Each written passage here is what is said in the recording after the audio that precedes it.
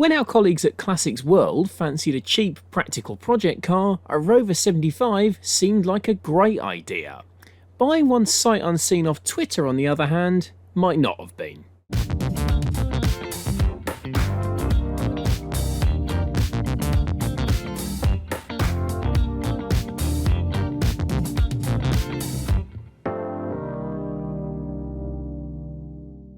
The Rover 75, what a great choice, sir. Yeah, thank you. Rover's last hurrah, really, wasn't it? And the first car developed under BMW ownership. It's rather nice, I have to say. I'm liking the colour. There's copper leaf red, this is called, I believe?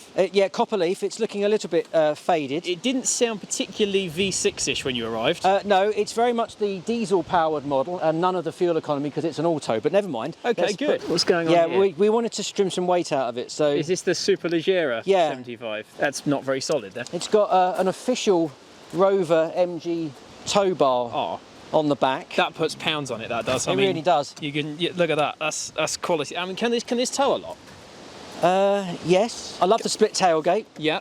It's basically a Range Rover. Previous owner was Keith Adams from AR Online fame. The previous owner to him was actually a former BL and Rover PR guy. Ah. So a real sort of affiliation with the brand. The diesel engines had a Super Chips upgrade. Apparently it's no slouch. And this being a 2002 car, it's before the Phoenix Group started ripping out all the That's good. It's a pre-project drive car. Yes, exactly. Loads of space in the... it appears to be full of parts, Phil. This never bodes well. Well, I think it does bode well because it means if something does go wrong with it, we've got the bits all ready to go. So I'm gonna sit in.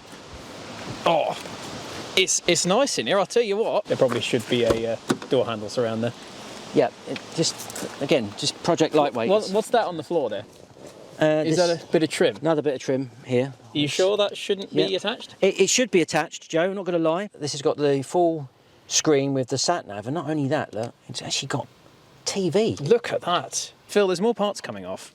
Yeah, got the electric sunroof. Oh, good, that'll leak. That's well attached there, isn't it? I bet I'd barely breathed on that, and that's just... The headlining has done what most headlinings do, and that's head south, which is regrettable. But the leather looks in all pretty good nick, actually. The leather's nice, actually, I'll give you that. I like the piped leather. I love the retro dials, but look at the gauges. The gauges are glorious. The gauges are the best bit about a 75. Why don't we get out on the road and we can assess it a bit more then? Excellent, let's go.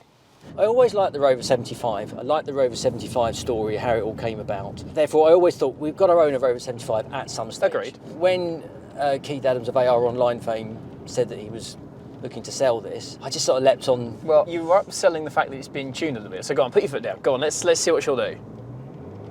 Oh, there we go. Yeah, I'm not sure the chips are that super. It's not a tidal wave, is it? No. Well, you've got lots of buttons. I've got heated seat. Let's try that. Yeah, I should just clarify. This is the Connoisseur SE. Ooh. Which is really top spec. It's got electric seats, electric sunroof, it's got climate control, heated seats, the screen with the sat nav and the TV. I'm not sure any of it works, but it all appears to be working, mate, vaguely. Got a CD changer in here. Have we got anything in there? Come on, have we got any Cheryl Cole or anything? No Bee Gees in there. Cheryl Cole. Do like a bit of Cheryl Cole. This is someone's done a printout of a workshop manual with engine compartment fuse replacement. It's good, it just shows a conscientious owner. There's lots of bits of trim hanging off. The thing is, I am slightly pulling your leg, to be fair. It's very easy to beat up on this and say, look, it's got 100,000 miles on it. It actually wears those miles quite well. You know, this is all smooth, it's not all cracked. Everything electrical seems to work. My heated seat is fantastic, actually. There's something about Rovers that you can see past the flaws. You know, you can see past the imperfections. There's a charm there, and there's a character there. And I'm sure you're all thinking it. What actually is the plan for this? I have absolutely no idea. It's driving fine. It's smooth. You've got lots of space in the back. Estate, comfortable and practical. I like it. All right, there you go. I'll go on record. I like it. Can I have a go? You absolutely can. Yes, we'll get back to the office and you can have the keys gladly. So, fantastic. Yeah. Excellent. And indeed I did. After we filmed that reveal video, I spent the day working at the office, took the keys off Phil, and then on that cold January evening, I drove home in this car. And I must say, I immediately fell for it. This comfortable, warming, cosy interior, lovely heated seats, and this relaxing driving experience. that Rover familiarity was back, and I was very keen to get started on this project and start improving it. And indeed, I used this car for a few days. I drove to the office in it, I went shopping in it, even took my girlfriend out in it, and she genuinely really liked it and asked if I could buy it off the company when we were done with it. Unfortunately, the next emotion I had was one of dread, because I decided to start clearing the car out, moving some of the boxes of parts and rubbish that came with it out of the back seats. So I reached behind the driver's seat to pick up a box of whatever, and when I touched the carpet to pick it up, my hand was wet. And I don't mean the window's been left open in the rain wet, I mean soggy. I mean, pressed on the carpet and it was oozing water out of it. And I could tell immediately that there was more damp in the carpet under the driver's seat. So I decided to unbolt the driver's seat and then remove it and cut a small inspection panel in the carpet under the seat to see how bad it was.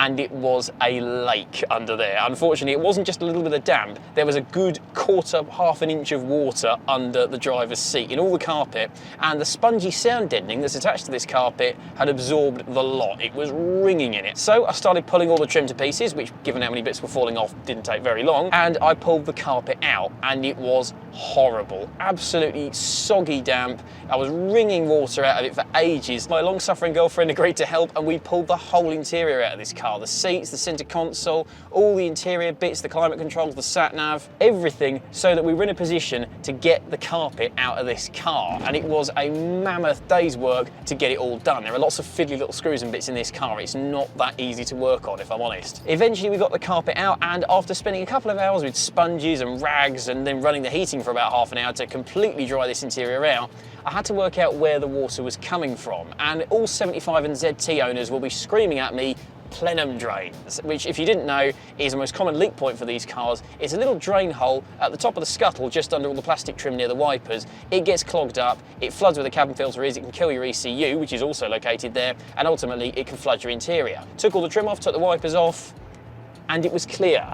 So completely clear, in fact, that I could see straight through to the floor. I could pour water into the channel and watch it come straight out under the car. Good from that point of view, but bad because it meant that the leak was somewhere else. I eventually traced it somewhere under the dash, a couple of the seams where the kind of inner wing meets the body, and water was getting in as it ran down the side of the car. It was so tight under there that I could barely fit under there, let alone get a sealant gun under there to try and stop it leaking, let alone take any photos for you. So I'm afraid you're going to have to take my word that there were a couple of spots where it was leaking, and I could barely see what I was doing, let alone show you, I'm afraid. Again, my long-suffering girlfriend, who's quite a lot smaller than me, had to tuck under the dash to give me a hand with that. So, darling, if you're watching, again, thank you very much. Eventually, I was happy that we cured that leak, but that carpet was a write-off. It was mouldy, it was manky, and it was fit only for the bin. So I trawled the 75 and ZT Facebook pages and eventually found a very good condition second-hand carpet for 60 quid, and even threw in some spare trim clips so I could reattach the kick panels that kept coming off every time we got in the car. But eventually the job was done. I bolted the car back together. With everything back together and the car now watertight,